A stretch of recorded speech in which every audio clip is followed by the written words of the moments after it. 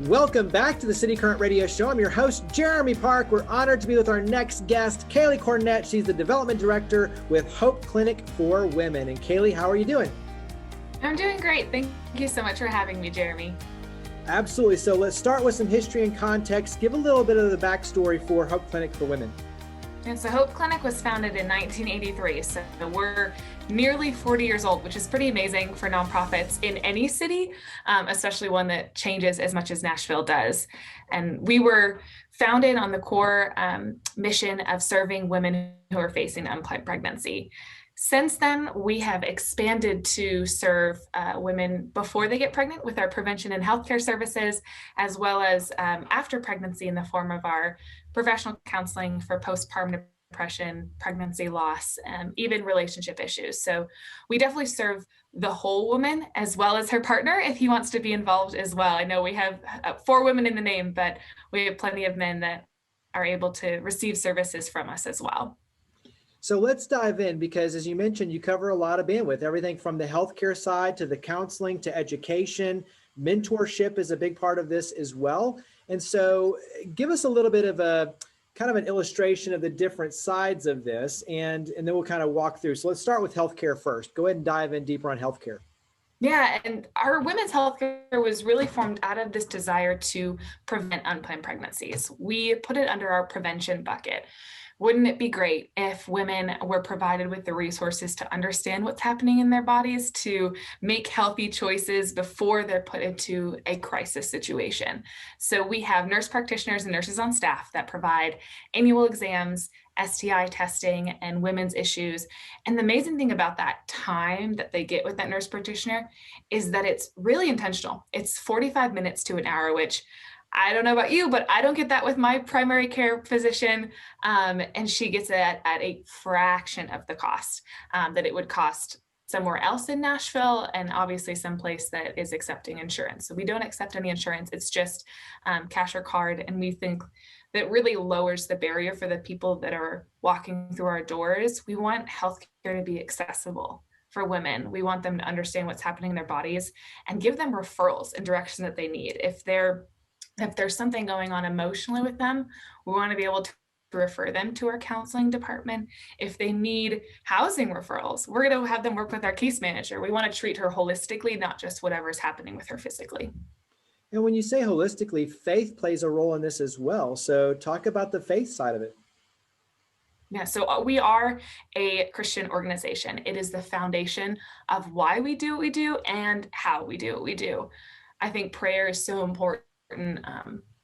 The stories that we hear and the people that walk through our doors, we serve about 2,500 people a year across all of our service areas, and they're heavy, they're hard. I mean, everyone is dealing with something really tragic, really uncomfortable. And so we find our strength, we find our passion from our faith and belief in God. We approach faith at our client's comfortability level. If it's part of her journey, we will lean into that. If she's not ready, then we still want this to feel like it's a safe place for her. We want to be the hands and feet of the gospel rather than always the mouthpiece. So that's kind of how faith plays into it. And I think for our staff and our team, it really just helps us keep doing what we're doing when things get tough. You mentioned the different kind of geographical footprint and the location, but talk about the spread and geographically how far you spread out for the service area.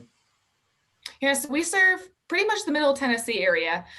There are pregnancy centers that are similar to us in places like Kirksville and Hendersonville and Murfreesboro.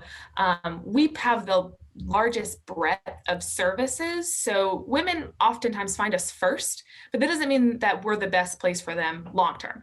So for example, if a woman is pregnant, she's looking for somewhere to confirm her pregnancy and to get a free ultrasound, she Googles, she's most likely going to find us, even if she lives in Clarksville or Murfreesboro.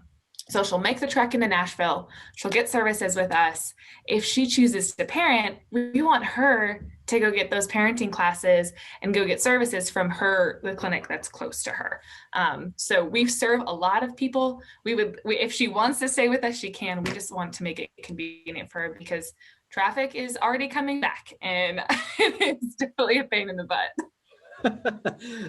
Talk about, you kind of touch on this, but the education side, because education, advocacy, all that kind of plays a vital role as well. So go ahead and touch in on the education and the classes and the mentorship and that piece of it. Yeah, so we see education in really two ways. One of the first ways is part of our prevention services, and that is also kind of the idea of how do we encourage people to choose healthy choices. And so it starts with teenagers. It starts with middle schoolers and high schoolers. We have an amazing curriculum that we call relationship education. We do it in public schools, private schools, churches, anyone who will listen to us. It is a 4-part or 6-part program that we go and talk about everything from boundaries, consent, obviously talk about sex. We talk about, we do a lot of myth busting when it comes to contraceptives and the health side of things. We talk about puberty, but we talk about in the context of your value and dignity that you have as a person and the goals that you have for your life and how relationships and sex can affect that. So we do that education with middle school, high school, young adults. We educate their parents so they can, because they're having way more conversations with them than the 6 hours we get with them. So that's that side of education. In our parenting program, which for the moms that choose to parent and need some support with that, they can enroll in our free parenting program. One piece of that is our education classes. We have a library of over 200 classes that she can choose from and watch anytime, as well as we have Zoom classes that she can jump into that are live and instructed by our volunteers and our staff, community partners. We have places like Baby & Co that come and teach. The nurses at Vanderbilt will teach car seat safety classes. And it's really just to empower her and equip her to not only have a healthy pregnancy, but to be a great mom and to be a great person. We want her to know how to take care of herself.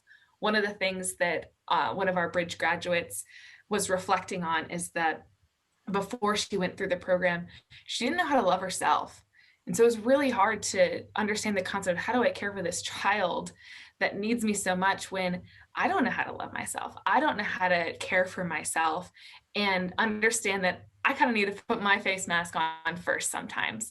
And that whole concept is part of our program. And for a lot of moms, it's incredibly helpful for them to have healthy parenting, to learn soft skills like that, as well as the hard skills like nutrition and breastfeeding and all of those things. Let's go back to the parents. And as you mentioned, working with the youth and empowering them, but at the same time, talking to the parents. Give me maybe 1 or 2 tips, because obviously as a parent, that's a very hard conversation to have with your child. What's a couple of tips for the parents to open up the floodgates to have those conversations with your children? I love that you're asking this question. What we find is that you may think that it's early to have that conversation, but they're already getting exposed in some form to the conversation around sex. The goal would be, as a parent, is that you're establishing yourself as the source of truth, and that you are establishing, I can be trusted, I have the information. Because if you don't establish yourself first, your child's going to go to Google, they're going to go to their friends, and they're going to get a lot of misinformation. And then when something does come up, it's going to be hard to backtrack. And so one of the ways that's really great to establish yourself as that is to do it under the safety of something like our program.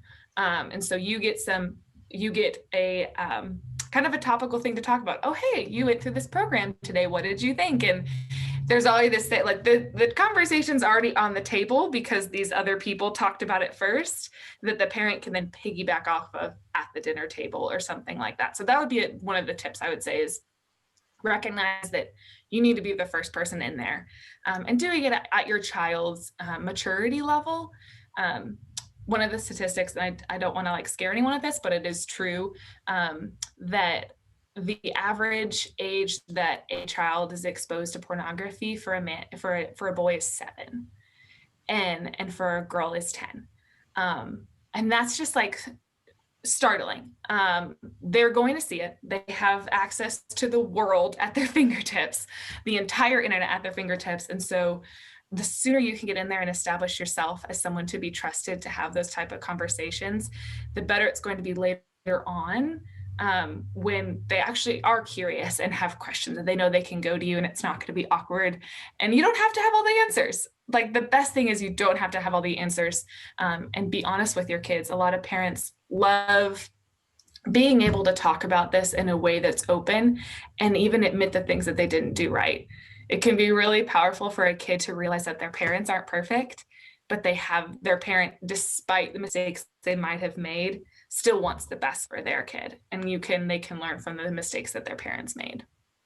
I like the idea too, like you said, of using your program as the foundation. So having them watch and then use that as the crux of the conversation starter to be able to have that conversation and open that door. I think that's a great idea too, as well. And it is scary to think that they're being exposed at that early of an age. But like you said, if that's the reality, we as parents need to be prepared and open that door so that we can establish ourselves as the credible source. For you personally, because you've served in women's clinics in Los Angeles and Phoenix, and then when you look at Nashville, what have you seen in terms of the impact personally? And, are there differences between the cities? I mean, compare and contrast a little bit for your personal experience when it comes to helping women, especially in these different cities, but now being in Nashville, what have you seen personally? Yeah, I think I reflect on this a lot. So I had the opportunity of serving with a pregnancy center called Claris Health in LA, and they are the closest thing that I found to Hope Clinic. We're very, very similar in the services that we provide and how we provide them. The big difference is that in Nashville, we get to be unabashedly faith-based, and it doesn't necessarily turn clients away. There's kind of this understanding that, oh yeah, those Christians, they're just nice people. It's okay. Even if I don't ascribe to that faith background, I still feel safe receiving services from this clinic. In Los Angeles, the culture is just different. The clinic out there is faith-based. Their staff is undergirded by prayer, but you wouldn't know it walking through the door. You are not going to see a cross up on the wall. You're not going to see it on their website. And it is just to make it a safe place for their clients. I feel very blessed to live in a place like Nashville where we don't have to hide that and it doesn't turn clients away. Part of our mission statement is we provide services regardless of race, religion, or ability to pay. It is core to who we are, and I'm grateful that we get to provide services in that way. That's the big difference that I've seen between working in these two different cities. And they also have a lot more complex needs in a city like Los Angeles than here. But there is just as many great nonprofits as here as there. So there's a lot of similarities as well. When you look at the pandemic and the impact, obviously a lot shifting toward kind of the telehealth, the idea of the virtual events and the virtual meetings and the mentorship virtually and using the online platforms like Zoom. But what is the pandemic meant for you all in terms of navigating through it, and where do you see yourself coming out on the other side? Yeah, I don't want to say it's been good, but there has been some really good shining moments that have come out of it. I think a huge one for us is that our moms are more comfortable attending virtual classes that are in our parenting program.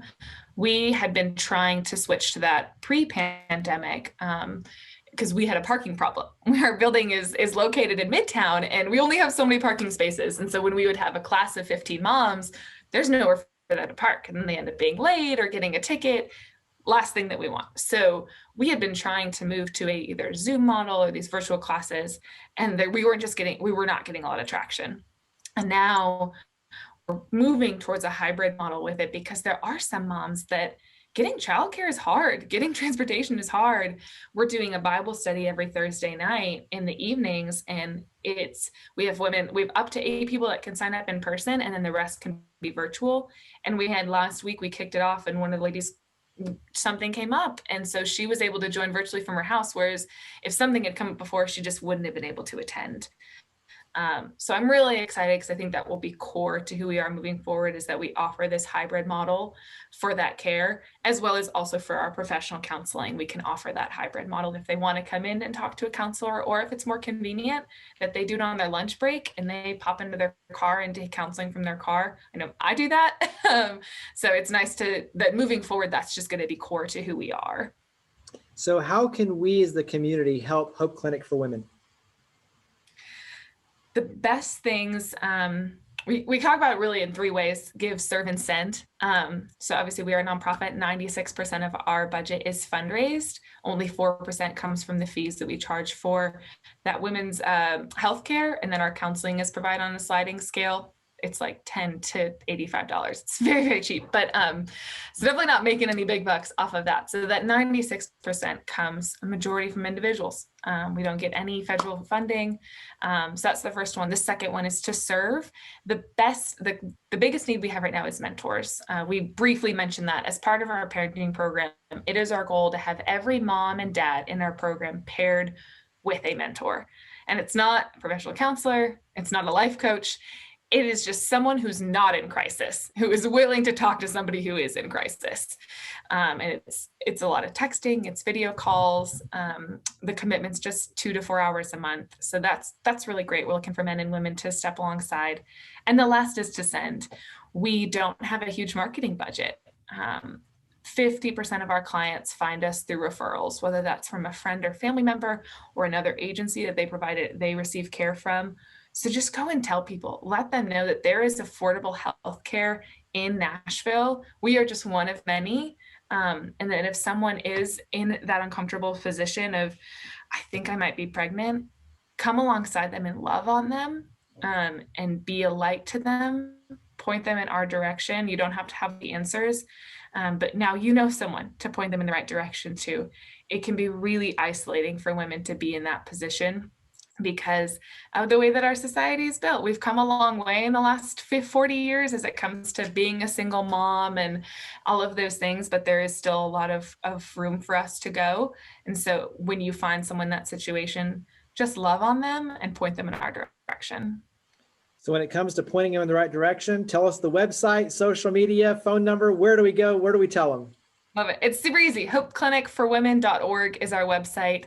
And it's predominantly built for our clients. So when she goes on there, she's going to see the services that are available for her. There is a donate link on there that's kind of hidden. Where our social medias are also super easy. They're all Hope Clinic. So Instagram, Hope Clinic, Facebook, Hope Clinic for Women. And those are the best ways to find us. We try to post information not only about volunteering and donating, but majority of our content is going to be about our services areas. We give counseling tips. We give women's healthcare tips. We want to be a leader in those spaces so people know what we have to offer and that we're a trusted provider to go to for those services. Well, Kailey, greatly appreciate all you and your team do. Thank you for coming on the show. Thank you so much for having me.